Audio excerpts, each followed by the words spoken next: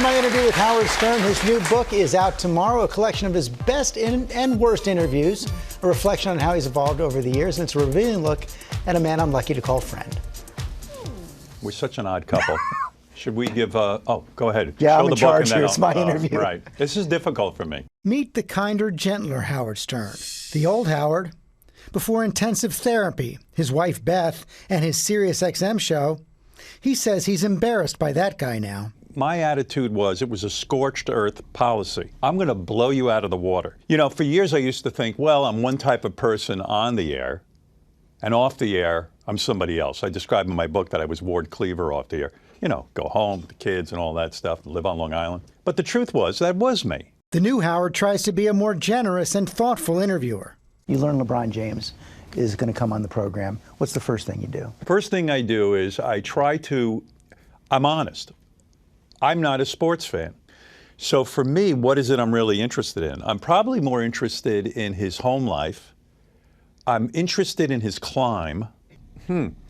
How did he get to where he is? What motivates him? What's his drive? And really, I guess what I'm doing is it's my own self-exploration. If somebody asked me that, I think it would be an interesting story. How did you get to the next level? How do you separate yourself from the millions of guys who are doing radio? And for a long time for you, that was using the people you're interviewing as props. That's your word. Yeah, and that's what I describe in the book, and that's why it's painful for me to look back on that. Especially painful, an interview with Robin Williams back in the 90s. I described that when Robin Williams came in, who is one of the most magnificent human beings in the world, who is a tremendous talent. I'm lucky to have them in the Worst studio. interview you ever did? Worst interview I ever did. I blew him right out of the water. Why? I'm thinking, I'm the most important thing here. If Robin Williams goes on about something, my audience will tune out. I have to keep their interest. And he comes into my studio, and what do?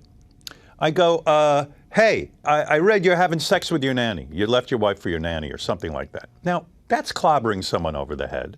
It doesn't lead to discussion. It was insulting to him, but all I cared about was being the man. So when you walked off the air that day, you said, I nailed it, got it? Yeah.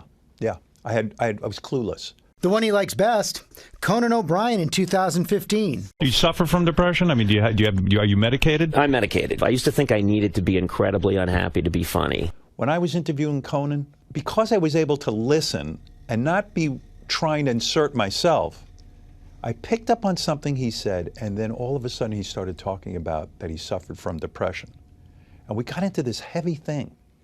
And it was like the cameras disappeared, the microphones disappeared, and the two of us were just locked in conversation. The best interview you ever did. Best interview I ever did. But people always ask me, what is the best interview you ever did?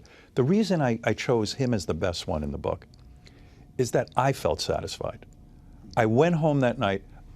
Do you ever have this, you interview someone and you go, why didn't I ask him that? Why didn't I think of that? I forgot to say this. But here's what happened with Conan. I went home and I went, why am I not having that feeling? Because I felt we had put everything on the table. So what's it like to be at Howard's table off the air? My wife Allie and I love it. This might be a shock to people. George and I are actually friends and get together for dinner with our wives quite often at my house. And by the way, full disclosure, George is one of the best dinner guests. But you always cause fight. You cause fights at these dinner parties. I cause fights? You and your wife. I love your wife. I love my wife. We all love your wife.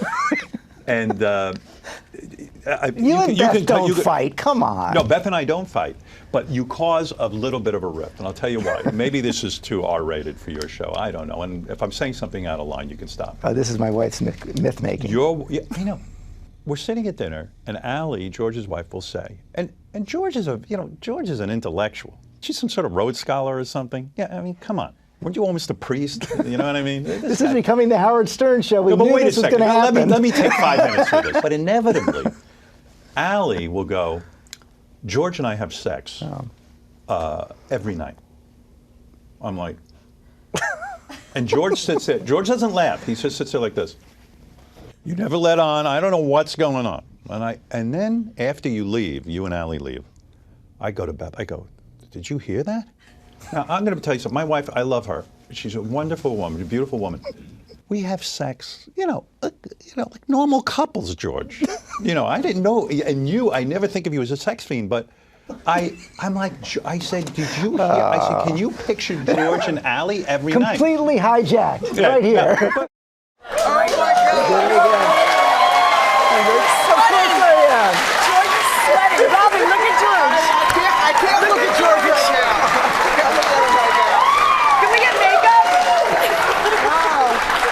Let's talk about his interview some more. Right? We have so much to How talk do y'all? about. Oh, you are sweating. Of course I am. But how did y'all become such good friends? Allie met Beth, and we just started to have dinner. Now I really am sweating. You're not coming to my house for dinner. I can tell you that.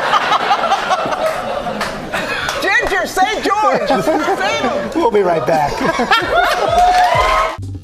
Well, hey there, GMA fans. Robin Roberts here. Thanks for checking out our YouTube channel. Lots of great stuff here. So go on, click the subscribe button right over here to get more of awesome videos and content from GMA every day, anytime.